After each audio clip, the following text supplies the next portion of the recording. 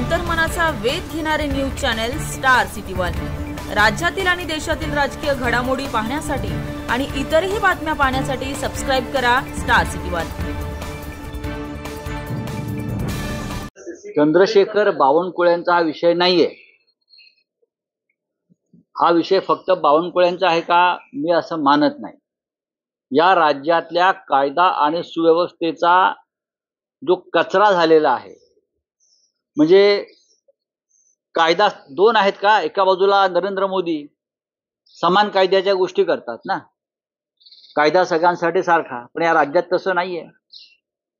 जर दुसरं कोणी अशा प्रकारचा गुन्हा केला असता आणि तो दुर्दैवाने विरोधी पक्षातल्या नेत्याचा मुलगा असता तर देवेंद्र फडणवीस आणि बावनकुळे यांच्या ज्या फौजा आहेत त्या तुटून पडल्या असत्या आमच्यावर।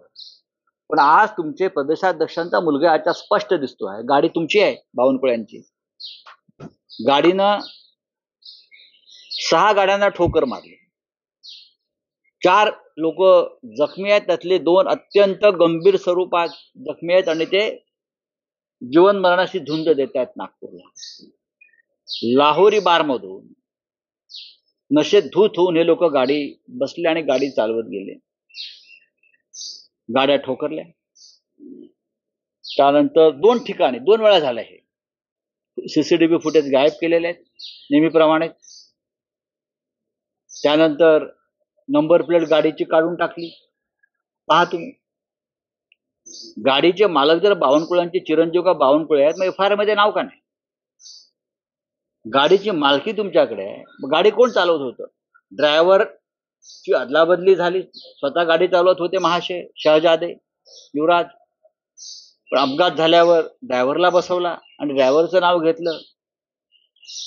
म्हणजे ही जी रंगसफेदी चाललेली आहे, हा या राज्यातला कायदा आहे? फडणवीसजी, आपण गृहमंत्री आहेत ना, आपण शपथ घेतलेली आहे संविधानाची की मी सगळ्यांशी समान न्यायानं वागेन म्हणून। पण या राज्यामध्ये गरिबांना सामान्यांना एक न्याय,